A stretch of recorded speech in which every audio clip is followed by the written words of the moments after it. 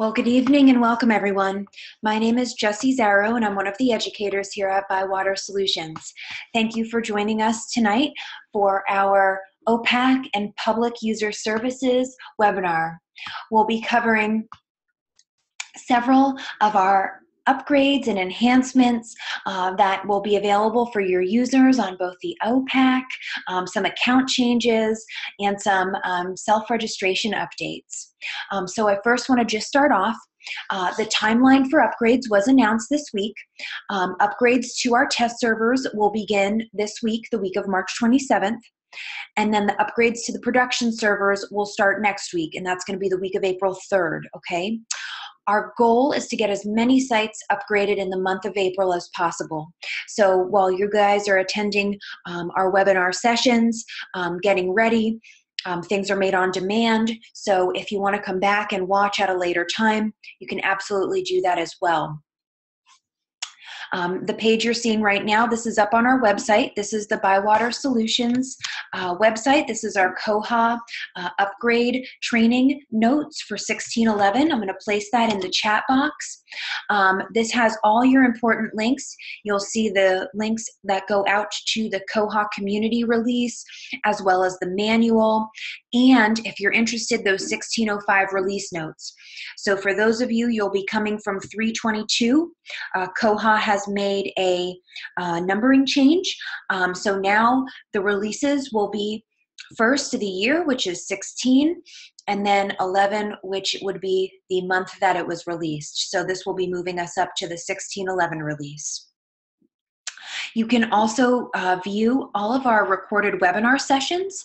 We'll be updating those every Friday, and we'll be adding the weekly sessions that we covered. So we have the ones from last week, which were our 2-hour webinars. Then we have our OPAC and Public User Services, as well as our Technical Service Upgrade webinar. This page will also include all of the release notes, so all of the changes that are being made and upgraded in the system, as well as any developments from our partners, including new system preferences, okay? So that has a complete list there. So check them out. We've got a lot of those videos up. All right, so without further ado, let's jump right over to the OPAC. So first, let's talk about a new OPAC design. Michael, who's our web designer, has been working on a new look and feel for the Koha OPAC. If you're interested in having your OPAC upgraded, please let us know. There is about a 2 to 3 week time period that it will take to get that updated, but if you submit a ticket and let us know, we'll be able to update your OPAC. And we're really excited about this. Michael worked really hard, and it just looks so much nicer. Some larger font, a little more of the enhancements with nice clickable buttons for your users, making it really seamless for them to go through the search and looking at the records. All right, so with all of that underway, let's start with our OPAC, okay? So let's take a look at some of the enhancements that you'll see right on this first page. So without even being logged into the system, there's a great new feature over here on the the right-hand side under your login to your account information. And that's gonna be forget your password. So if I click on that link, that's going to take me into a recovery. So to do this, to reset my password, I would enter my login information and then as well my email address and submit that. Now what that will do is that will email the link to your patron, and that will be available for 2 days. So they must use the email that's in their library account in order for that to happen. Now, there is a system preference that needs to be turned on in order for them to recover their password via the email and the OPAC. So let's jump over to the staff side, and I'm going to come to More and scroll down to Administration. And in our Global System Preference, I'm going to come over here to OPAC Reset, and that's going to pull up our new system preference for OPAC Reset password, okay? And then your option here is going to be library users are allowed or not allowed to recover their password via email in the OPAC. Okay, great enhancement. This is fantastic. You know, so many times we have so many passwords to remember that it's easy to forget which one is set. Okay, so this is a great way for them to come in and reset that password. Okay, let's talk about some of the enhancements to the OPAC self-registration. So for those of you that are using the OPAC self-registration feature, so right underneath your login, you have the option to allow your patrons, if they don't have an account, they can come over here and click on register here. That's going to take them into their OPAC self-registration. So there's quite a few enhancements here. So we're going to come back over to our staff side, and I am going to come over to the Patrons tab, and we're going to scroll all the way down and select our Patrons self-registration, and we'll pull up some of our new enhancements. So the first one we have is Patron Self-Registration Library List. This will allow you, if you're a multi-branch system, to enable the self-registration for the following libraries. You know, sometimes you'll have libraries where maybe a couple branches don't want to use the feature, but a few of them may want to use the feature. This will actually allow you to specify which libraries can use the self-registration feature. So again, you're going to want to put in your barcode branches here. So for example, if I only wanted my South branch and my East branch to use it and no other branches, I can come in here and set that for them. You have another system preference that's been added in, and that's going to be your patrons self-registration pre-fill form. So what this allows them to do is display and pre-fill the form, or not display and pre-fill the form, and that's for the password and login after the patron has self-registered. Okay, so that's another nice new feature. So now you have the option to either turn that on or off. Okay. You also have the option to allow your patrons to choose their own password in self-registration. Now, this is another nice new one. Passwords in prior releases are auto-generated, and the patron must either immediately log in to change their password, but this patch, this new enhancement, actually allows the patron to create their own during registration. So just a nice way for them to just set it right from the start. So if you're interested in doing this, the first thing you'll want to do is, again, make sure that our patron self-registration is set to allow. Okay. The other thing you want to always make sure you do is have that patron self-registration default category set. So whatever the code is for your patron self-registration, you'll want to make sure that's set. Now here's where we will give them that option. If you would like to allow the patron to create their own password, the first thing we'll want to do is remove the password from the patron self-registration borrower unwanted field. Okay, and that's right here. I know that's a tongue twister. The patron self-registration borrower unwanted field. So if you would like to have them do that, you can remove it. Okay, so that will show in the OPAC self-registration. Now, the next thing you're going to want to do is come up to the mandatory fields, and that's just right above it. The patron self-registration borrower mandatory fields, you'll want to come in here and select password. That way, they'll be able to add that password in. So again, remember, these are always going to be separated by a pipe. So I can come in here and select that password, and then if I wanted to, I can come down here and remove that password from that option. So there's a lot of enhancements to the OPAC for the self-registration. There's a lot of flexibility that allows you to control more of the mandatory and unmandatory fields, and if you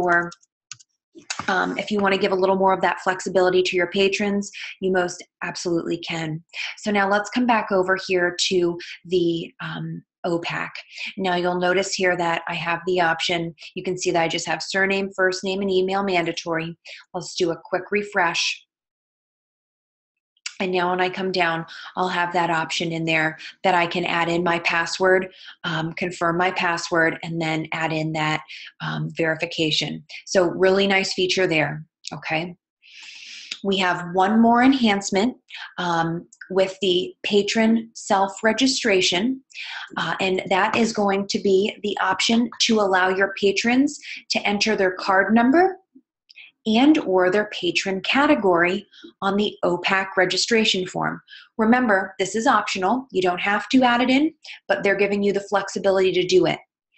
So this is where we would again come into that patron unwanted field. So before we took out password, this time we would remove card number. So if you're interested in having them set their own card number, you can absolutely do that. The same thing goes for category code. If you're interested in letting them select their own category code, they can absolutely do that.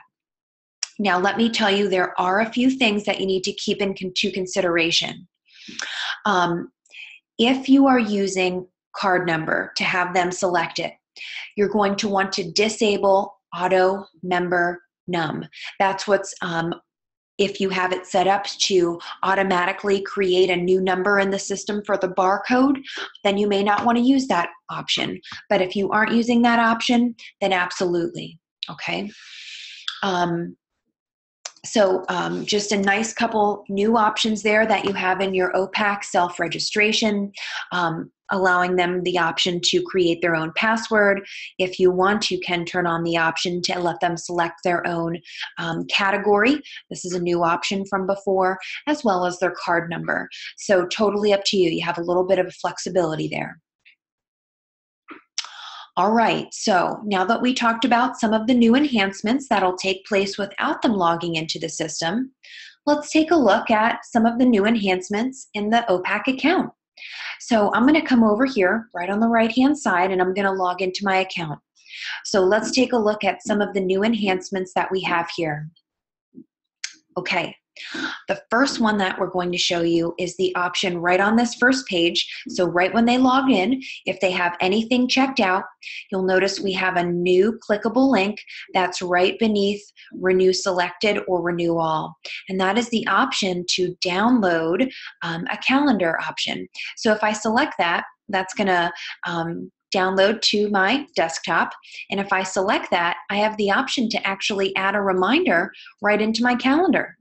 I am on a MacBook and it added right into Safari for me. So depending on what your client is, you can pull that up and add it right into your calendar. So a nice, great feature and reminder, especially for those users who may live by their calendar, whether it's on their phone or their desktop. A great new reminder for that when their item is due.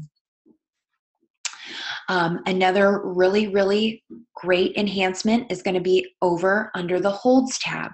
So if I scroll right over here to holds, a nice new enhancement that's been added to the status feature, okay? What this is going to allow us to do is anytime waiting holds for the patron in the OPAC, they'd be able to see when they placed that hold, when that status was there. But for most of us, we have a number set, whether it's 5 or 7 days that the patron has until that hold expires. Well, now guess what? They'll be able to see it right on the status page. So you can see here, Feather in the Storm. It tells me that the item is waiting at the East Library since 3/28, and I have until 4/4/2017 to pick it up. So now the patron will be notified right away, right there. They'll be able to tell. Now this does take into consideration a system preference. So let's jump over here back to our system preferences. And I'm going to come in and select my reserves max pickup delay. Whatever that number is set to. So in my system right now, I have mark a hold as problematic if it's been waiting for more than 7 days. Okay, so that's where it's picking up that number. So it's going to look at that system preference and then take that into consideration. So now I know I have until 4/4 to pick that up. Great, great new enhancement. now the patron can see the item is waiting and how long they have until they pick it up. So fabulous. All right, now let's talk about some of the options they have for their fines, okay? So right now we can see that I have about $1.80 in fines. If I click on that, that's going to take me into my fines and charges. So again, I could come over here on the left-hand side and click on that. There's been a new enhancement that's been added in, and that's the ability to pay fines and fees from the OPAC via PayPal. Now, you can see here I have 2 outstanding fees there, that $1.80. So the patron can now come over here, select those fines, and come down to the bottom and make a payment via PayPal. Now, again, there's several system preferences that need to be set up in order for this to happen. Let's jump over to our administration real quick, and I'm going to come over here to PayPal. And now you have the option to enable PayPal OPAC payments, so we can either turn it on or turn it off. And patrons can make the payment from the OPAC via PayPal. Now you'll notice there's 2 options. We have the sandbox option and production option. There's actually a built-in functionality, so your staff members can actually test this before it goes into production. If you're interested in testing this and set it up, there is a great video that's available on our Bywater's YouTube channel, and I'll show you that in just a few seconds. There's also 4 other system preferences that tie in. That allows you to customize what the description is for your patrons when they see that in their charge, as well as their password and signature and PayPal user in order to set that up so the money is sent to your library. Our video for PayPal is right on our first page here. So if you guys subscribe to our Bywater Solutions YouTube channel, you'll be able to say it. And it's PayPal payments in Koha 1605. And that's going to take us right in. And this video was created by Kyle, who is our lead developer, who was instrumental in creating the PayPal integration. So for those of you who are interested, I'm going to put that YouTube channel right in that chat box as well. Okay, so now for those of you who may be interested, once the user pays via PayPal, there will be a note in their account on the staff side. So on that accounts table in the notes column, you'll be able to see that the payment was made via PayPal. Okay, so great new enhancement there. Okay, let's take a look at our suggestions. So for those of you who use your purchase suggestion feature, I'm going to come over here on the left-hand side and scroll down to purchase suggestions. Okay, so a nice new column has been added in here, and that's called Suggested On. So you can see I made a suggestion for Magnolia Farms, and that was added on 3/28. So now you have a new column that's been added in there that just lets the user know when they made the suggestion. Okay, so just a new column you'll notice in there. Okay, let's talk about some social things. For those of you who are using tags in the system, if you have your ability for your patrons to make tags in the system, there's a great new message that pops up if the user tries to delete their tag. So if one comes in here and selects the delete option, they get a nice pop-up box that says, "Are you sure you want to delete this tag?" Okay, so it just gives them a little pop-up. Now the same thing goes over here. There was a little confusion in previous releases where if a user came in to make a tag on a particular title, they wouldn't get a real good error message. So now if a user comes in to place a tag, so let's say I was going to come in here and tag death, and I come in here and add it, you'll notice that right down below it says tags added 1. However, death stays up in that search box. So it does get a little confusing to the user. Well, what's been added in is if I hit that again, I actually get a nice little pop-up just telling me that I've already added death in there, and it just gives them a little note that you can only make one tag item with a given term once. Okay, so they will get a little reminder. Prior to this, it was a little confusing. So now they have that nice pop-up that comes up in the system. Okay, all right, we're going to jump right into another enhancement in the OPAC account section, and that's going to be the availability to view relatives checkouts in the OPAC. So let's come back up to the top.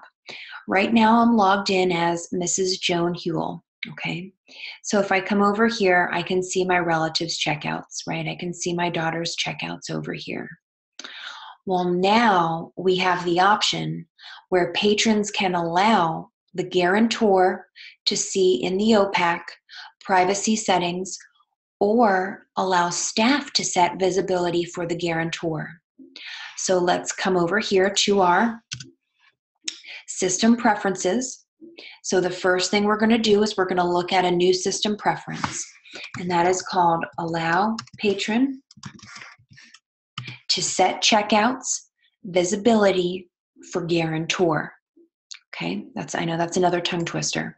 So allow patrons to set checkouts visibility for guarantor.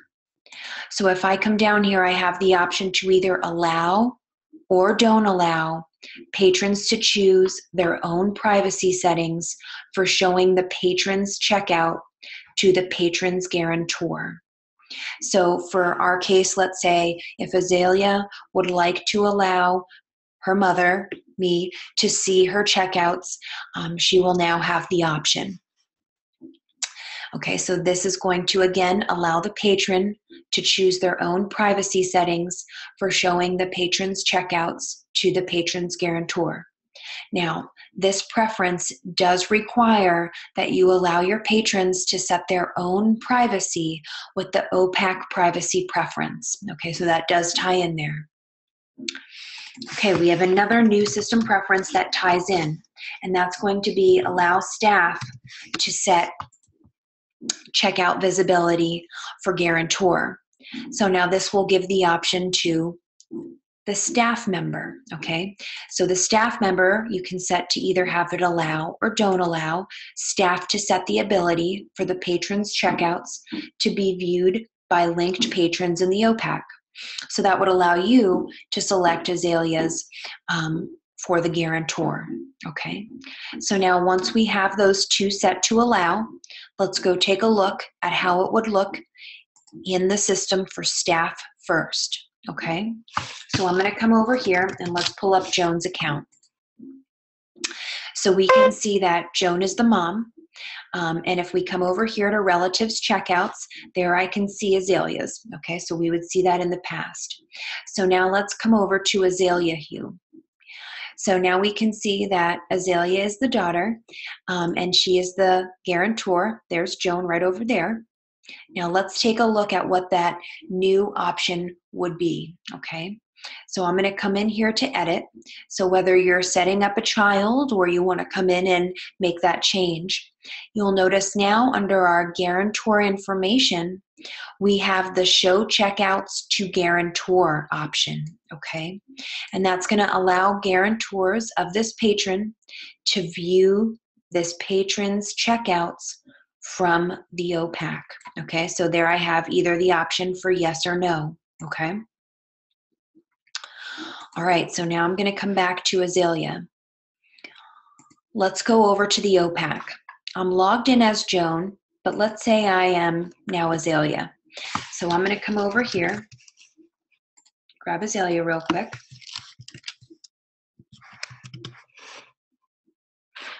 Okay, now let's take a look at Azalea's. Now you'll notice I can't see Joan's, but here I can see what I have checked out. Now, if I come down to privacy, you'll notice that now she has the option to allow your guarantor to view your current checkouts. You'll see right here we have your guarantor is Jordan Huel. And again, I have my option for yes or no. Okay. So just a nice option there. So I'm going to come over here and hit save. Okay. So that one's updated. Now I'm going to log out again and we'll go back into Jones. And now we have also relatives checkouts. So now under Jones account, I can also see Azalea's. So a real nice enhancement there. If you guys do have your guarantors and guarantees set up in the system and you would like to turn this option on for your staff, we have those 2 new system preferences. Again, that's going to be allow patrons to set checkout visibility and allow staff to set checkout visibility.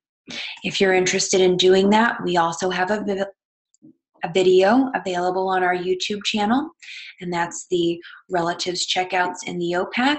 If you're interested, I'm going to paste that one in the chat box as well. Okay. All right, that moves us right into our next enhancement. For those of you who circulate journals or multi-volume sets or anything that has a serial enumeration in it, you now have the visibility right on the checkouts page. So here you can see under the checkouts tab, with this new enhancement, patrons can now see when they checked out different volumes from the same serial. So for example, here you can see that I've checked out Computers and Libraries, volume 56, number 5. The same thing would go, maybe you had, multi-season of a particular TV series, you'd be able to see that in as well. So just a nice little reminder there for patrons, they can now see that additional information. Okay. Now, this one is for the staff side. For those of you who are allowing purchase suggestions, if you come in here for purchase suggestions, the individual has the option to make the new purchase suggestion. Now, there's a nice new feature that ties into this. You can now actually select which fields are mandatory and which fields aren't mandatory. So you'll notice right now we have title, author, collection title, and item type. Now, if I come back over here and let's jump into our administration, we've got a new system preference, and that's called OPAC Suggestions Mandatory Fields. And this allows you to select which ones you want to make mandatory or not mandatory. So let's come in here and I'm going to unselect collection title, and perhaps I'm going to select, let's say, note. Okay, I'm going to save that in there, and let's come back over and I'm going to do a quick refresh. And there we go. Now you can see we have title, author, item type, and notes. So just a nice couple little enhancements, gives you all some flexibility to make some things required and not required.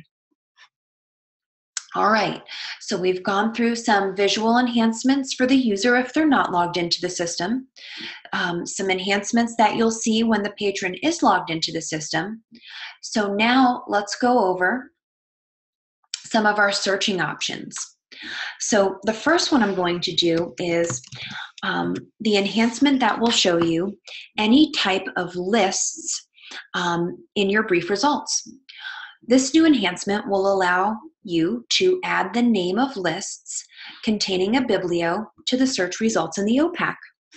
So for example, you can see down here under my public lists, we have one called Library Science. If I do a search, in my brief results, there will be a new link that will take me in to a particular list. So now if I select that Library Science, that takes me right into my list so I can see that other options that might be available in there. So just a nice option. For those of you, again, who are using public lists, Now the user can actually go in there and select right from that list, from the brief results list. Okay. We have another new enhancement that ties into our holds functionality. Okay. So right here we have the option to place a hold. The terminology here just says place hold. When we select that, that takes me into my option where in prior releases, this would say place hold. Now to improve clarity and make it a little less confusing for our patrons, it now says confirm hold, eliminating some of the confusion for duplication of text. So just a really nice feature. Even though it's small, it'll kind of just help clarify when the patrons are looking at that. Okay, so now while we are in here, let's talk about another feature that's called Request Article. This is a new feature that allows an individual to come in and place a request for either a photocopy of a particular section of a book, or maybe an article from a journal or magazine, or whatever it may be. So I'm going to come back one screen. So you'll notice over here I have the option for request an article. Now this can be controlled in both your system preferences and your circulation rules. So let's first start with our system preferences. So I'm going to come over here to article, and that's going to bring up my 4 new system preferences. So of course the first thing is going to be enable or don't enable, and then the option for patrons to place article requests. Now you have some flexibility here. You can create article requests at the record level only, item level only, or for both the record and item. Each one of these system preferences will let you control what fields are mandatory. So you can go in and select what you want each mandatory field to be. Once you've set those system preferences, the next thing you're going to want to do is come into administration, and then under our patrons and circulation, we're going to want to make sure that our circulation and fine rules reflect the type of article request we want our patrons to make. So for each patron category and item type, we're going to scroll all the way down here to the end, and you'll notice that I have a new column, and that's going to be article requests. I can control at each level who can make requests in the OPAC. So here you'll see I have 4 different options. No, which would not allow them to make any type of article request. Yes, which of course would allow them to make an article request. And then we have record only and item only. So you can control it at various levels. So now let's come over here and take a look. This is going to allow you to come in and have the patron or student come in and select an article that they would like. So for this one, I'm going to say library science in public libraries 2017 outlook. And then I can enter the author's name, and then, of course, the date. And if I had any additional information, I can add that in as well. There is also a notes feature. That way the student or patron could leave information in, such as needed before 4/5/17. And they can also select, of course, their pickup location if you have a multi-branch system. Now, because I have record and item, you'll notice I can select any item, or I can come in and select from a particular item. Again, that's completely up to you. You can control where that is. Once they place that request, you'll notice now that I have a new tab under your summary that lets me see all of the article requests that I've made. The student or patron can cancel at any time if they don't need it any longer. They'll be able to see all of their information. Now you'll notice I have 2 that are pending, and then I have 1 that's actually processing. The processing status would let them know that their request has been received and a staff member is retrieving that request. Now, let's take a look at what it will look like on the staff side when that comes through. If I come back to my home page, you'll notice down at the bottom, we now have article requests. So in the same place where we have our tags for approval or modifications for approval, now I can see right down below that I have article requests. So I'm going to come over here and select those, and this will show me anything that is pending in the system. Now you'll notice I can select the different branches. So if I come over here and select the South branch, I'll be able to see what has come through directly to my location. And there we go, there's that library from Joan Huell. Now, to process these requests, we have a few different options. Process requests means that I, the staff or librarian, has viewed the request and I'm in the process of going out to get it. Now I can also cancel the request and let the individual know that maybe we didn't have it. I could also print off the slip, and that's a customizable slip that's in our notices and tool that I can print out if I want to attach it perhaps to my, my sheet. Once I go out to the stacks and grab that article, I can select this process request. What that does is that moves it over here to the processing queue. That way, other individuals know that there's a staff member that's working on it. Now, once I've made that copy, my last step is going to be to complete the process. What that will do is that will move it from either my pending or my processing. So you're like, well, how do we know it's been complete? Well, we have a few new notices and slips, okay? So I'm going to come down to More and Tools, and under my Patrons and Circulation, right here on the left-hand side, I'm going to select Notices and Slips. You'll see here right at the top, we have customizable emails that allow you to send out to your patrons for email completed, email canceled, email open, email processing, and you can even customize that print slip. So you have a lot of nice functionality there. So a great new enhancement. Okay. I'm going to jump over to another huge enhancement, and that's the option for multi-item holds in a bib record. So let's come down here and take a look. We have Downton Abbey, and that has a multi-level hold. So we now have the option for our patrons to place a hold on a given record and do multiple holds per record. Okay, so currently in Koha, only one hold can be placed on a given bib record per patron. Okay, even if the record does have multiple items. And sometimes this would become cumbersome for our patrons because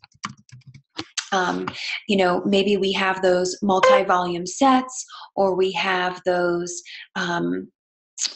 DVD series and things like that. So what this is going to allow us to do is set it for the patrons so they can make multiple holds per record. So the first thing we're going to want to do is we're going to come over to our system preferences, and we're going to come down here under Patrons and Circulation, and we're going to come down to our circulation and fine rules, okay? And what I'm going to do is I'm going to scroll all the way down here to holds. We have a new column that's been added in, and that's the holds per record count, okay? And what this is going to allow us to do is, by default, that number will be 1. Okay, so now I can increase that, and I can do it again by patron category and item type. So I can say for each one how many holds can be placed per given record. Okay, so right now I've just added ours into 3. So now let's come back, and again, I'm going to just do that quick search for Downton Abbey, and we'll bring that record up. And let's come in here and place a hold. So down below, we can see that we have 3 available copies. So I'm going to come in here to place a hold. Now, of course, I can confirm the hold and say I want the next available option. But I want to show you this. If I select that show more options and I come over to a specific item, this will allow me to select which one I would like. So let's say CD3. So now I'm going to come down and select confirm hold. That'll take me in, and there we can see that I have 1 hold on CD3. So now let's go back into that same record. And I'm going to scroll down below. You can see that we have 1 hold on there. And now I'm going to come over and I'm going to place another hold. So now you'll notice that one that I already have a hold on, and let's say I want to place a hold on CD2.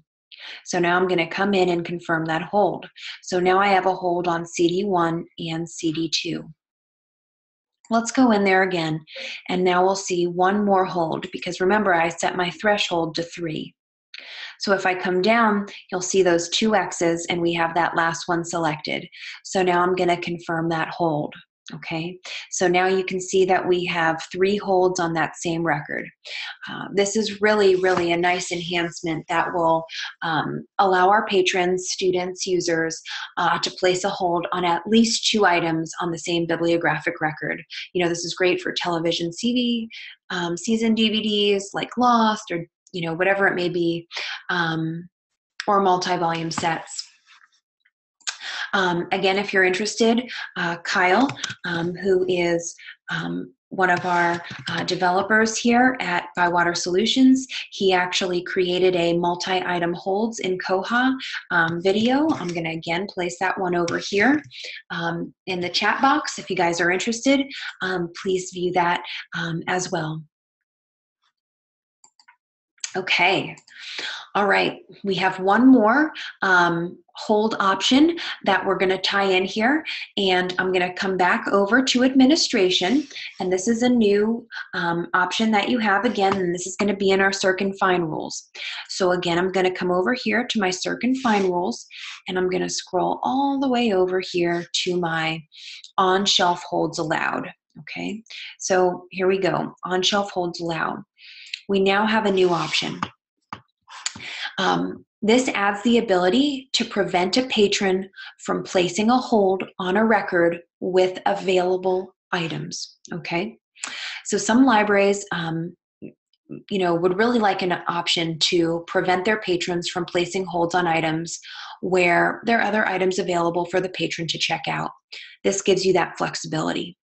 So now in your circ rules, under our on-shelf holds, I have the option to say, if all are unavailable, or if any are unavailable, to set that item level hold. So I can come over here and say if any are unavailable, or if all are unavailable. So just a little flexibility there if you want to prevent your patrons from placing holds on items where there are other items available. Okay. All right, so now we've talked about some of the nice enhancements there for our searching. I'm going to come over here back to our front page, and I'm going to click on Course Reserves. So for those of you who are viewing, if you use the Course Reserves module, we have a new enhancement in here. Actually, there's two nice ones. So in our Course Reserves table, we have a new field that's been added in, and that's the author field. So this column has been added to the course reserves table. So now the user can actually see the title as well as the author, and of course the item type in the course reserves module. There's also been the addition of the link column over here. This link column has been added to the OPAC course reserves table, and that's being populated from the 856U field. Okay, so that'll take them right out to that record. So just a nice enhancement there in our course reserves. Okay, Let's take another look at another enhancement that's been added, and that is the option for your catalogers to embed a YouTube video or a YouTube link in the 856U subfield. So I'm going to come over here and just do a quick search for the girl on the train. This feature will allow you to embed videos right into your record, and then it will give the patrons the option to play that media in the record. This is a great option whether you want to push out maybe a trailer to a popular book that's been turned into a movie, or maybe you're an academic library and you have some instructional videos that you want to push out, or for special libraries, maybe you have some hands-on or videos that may help your patrons in certain subjects. You can now add that in. So let's take a look at what the user would see first on the OPAC. So I'm going to jump in here to the girl on the train. And what I'm going to do is I'm going to scroll right down to the bottom. And now you'll notice that we have a Play Media tab. So what that's doing is that's embedding that video right in there that's in the 856U. So you can see they can play that right from the catalog. Now, for those of you interested in turning this feature on, I'm going to come over here back to my system preferences, and I am going to pull up HTML5. We have a system preference that you'll need to turn that on, and that's going to be HTML5 enabled, and you'll want to make sure you have it set. You can control where it's set, either in the OPAC or staff client, not at all in the OPAC or in the staff client itself. And then the last one over here, which is the HTML5 media YouTube, and that will allow you to embed or don't embed. This is a nice feature, especially if you want to send out some videos. Your users can view them right within the OPAC. So a great, great feature there. All right, one more, and that's for those of you who may have a subscription to Syndetics. You can now show Syndetics covers by UPC in your search results. And so why that's beneficial is before, if a video had a UPC but not an ISBN, the cover art didn't show on the results page, and now it will be able to show. So for those of you who do have Syndetics, you'll now be able to see those videos with cover art. So a nice enhancement. All right, well, we are right at about 10 minutes left, and I always like to leave some time so we can answer some questions. So if you have a question, please feel free to use the chat box or the Q&A, and I'd be happy to answer any questions.